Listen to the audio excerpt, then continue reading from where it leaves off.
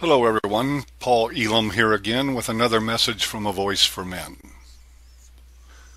Years back in another life, I used to teach at seminars and conferences that provided continuing education units for professional recertification. In one particular module, I used a portable grease board in a room in front of my waiting audience. Without introducing myself or saying anything else, I used a grease pen to write the words "Men are" at the top of the board and then silently invited the audience to finish the sentence. Almost invariably, pigs or dogs was the first offering, accompanied by a room full of good-natured chuckles. I would nod my head and write it down on the board and return to the audience, still silent, for more. Controlling, says one. Afraid of commitment, says another. Aggressive, macho, afraid of intimacy, violent, sexist, and power-hungry. More of the pejoratives and almost only pejoratives would come from the audience till the board was full. I then flipped the board to the other side. Women are was the cue, and the answers were even more rapid-fire than they were with men. Strong, capable, empowered, sensitive, nurturing, and the like would fly from the audience to the grease board like a barrage of arrows, till that side too was full. What do you imagine, I would ask, taking a strategic pause for a sip of water, that these answers tell us about the real nature of sexism in the way we view men and women? Asking them a question with actual spoken words must have thrown them for a loop, because the stock response to that question was almost invariably a room full of nonplussed, cognitively dissonant faces, and that confusion usually gave way to irritation, clearly at me, though every answer on both sides of that board had come from them. And by the way, the participants in that crowd, they weren't accountants or nurses or teachers or financial advisors. They were mental health professionals, counselors, psychotherapists, social workers, and the like. The very people we love to imagine possess the objectivity to rise above the mindset of bigotry and sexism, and the people, despite our want of faith in their work, the least likely to actually do it. I wanted a little more pressure on them, so I asked more questions. How could this affect our therapeutic alliance with clients? Could it make our relationships with females enabling, punitive with men? And always, the final question I asked was, do we carry sexism against men, unconscious or conscious, into our work with each and every client? With that question, the anger usually intensified. In one talk, a female participant, a social worker, jumped out of her chair and threw her papers everywhere. "You're the sexist," she hissed at me, and stormed out of the room. She later wrote letters of complaint both about my topic and the fact I would not sign off on her attendance. Welcome to the wacky world of mental health. It is a telling study in the psychology of hate. Indeed, as we peel back the layers of fantasy from the profession, we are forced into a most disturbing conclusion. Psychology is hate, at least as it is practiced in Western culture. It's most evident in the junk psychology market. Since the mid-'80s, get-rich-quick psychology gurus have often made their way to bestseller lists. Books like Robin Norwin's Women Who Love Too Much, Susan Forward's Men Who Hate Women and the Women Who Love Them, and others have been runaway hits, all predicated on rigid stereotypes of men who hate and women who love, all just more additions to the already crowded grease board. Recently, men's rights activist Mark Rudolph appeared on Fox News in a brief debate with Karen Salmonson on women executives. She was given a nice plug for her new book, Bounce Back. They could have, and probably should have, in the interest of balance, given her credit for her previous publication, How to Make Your Man Behave in 21 Days or Less Using the Secrets of Professional Dog Trainers. I don't make this stuff up. Unfortunately, I don't have to. Currently, male-bashing monarch Phil McGraw reigns in the ratings, and it won't be long before another emerges, fighting to be top dog in dogging men. All you need is a warped worldview and a nod from Oprah.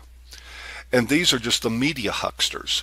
At least we can say that the men and women who embrace their misandry-for-profit schemes are just another dumbed-down group in a dumbed-down media culture. The more culpable and dangerous are the ones with the air of real legitimacy. These folks don't write, or don't just write. They teach, do research, and most dreadfully hang out their shingles and help infect the world one gullible client at a time. The world of psychology in academics and practice has become a weapon in the realm of gender politics. Almost all pretense to objectivity and academic integrity have been forced aside by ideologues with an axe to grind against men and who are using the loathsome disguise of helping professionals to further their agenda. If you think that is extreme, listen to some more. AllaboutCounseling.com is purportedly an information and referral resource for people seeking mental health services. What it is in reality is a portal, a conduit that induces women into the mentality that it is the vile scourge of manhood at the root of their problems, and they offer feminism as the solution before the first session is booked. Some tidbits from their site include some detailed hype about the fundamentals of feminism and some reassurances that not all lesbians are feminist and not all feminists are lesbians. I suppose they figured heterosexual women need such basics, and it's good pre-sale to overcome objections before they are raised. Ask any used car salesman. They even have a nifty section promoting a new masculinity. These Freudettes have the key to re-engineering men for the better, with the implication, of course, that the way men are now is defective and in need of an overhaul. And the first tool to be used for that overhaul is a gag. This is just one of the standouts as it appears word for word on their site.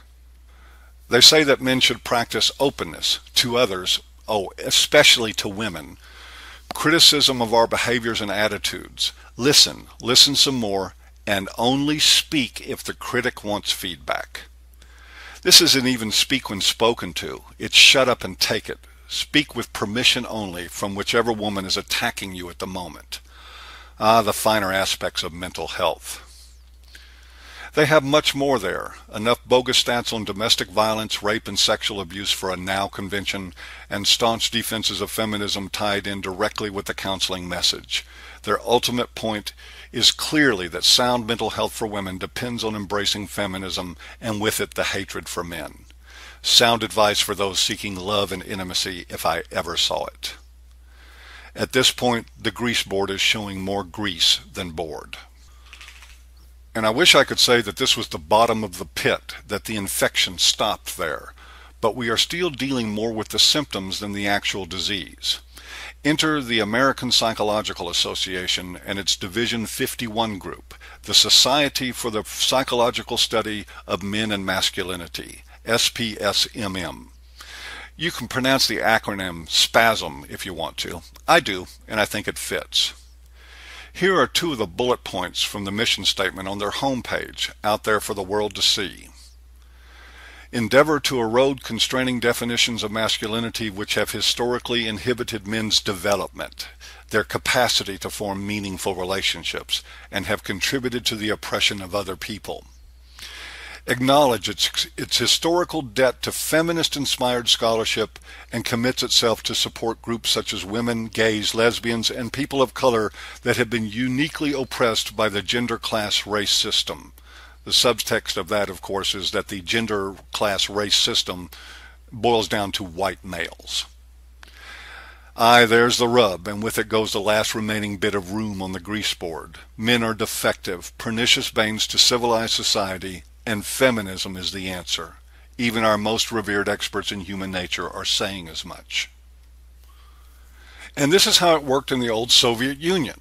It is wise to consider that in the Solzhenitsyn era of gulags and iron-fisted reactions to political dissent, that most of the dissidents were imprisoned in mental health facilities, the logic being that if you disagreed with the state, there must be something wrong with your mind. It was also a strategy of, and yes, I will say it without reservation, the Hitler regime, to poison the minds of the populace with disinformation about Jews, prepping the people to look the other way while they were dispatched in the name of a master race. The plans for men may be less extreme and of longer duration, but it is happening nonetheless. Men are being marginalized year after year. Their numbers in college graduating classes are waning, 42% at last count. They have lost over 80% of the jobs in the current recession. They are dying by suicide and all other manners of death at rates that make women's lives look like vacations in Fiji. It's hell having all this power. It's a wonder how we find time to oppress the world with it, much less twirl our mustaches and snicker while we do it. but the anti-male hate machine keeps grinding away. Spasm would no doubt classify the men's rights movement as a mass shared psychosis and men's rights activists individually as sociopaths. I used to remember that social worker who threw the tantrum in my class with a smile. It was a funny image, but that was some years ago. At the time, I knew the sexism was there, but it was not entrenched as deeply as it is today, and I naively thought it would go away. I'm not smiling about it anymore.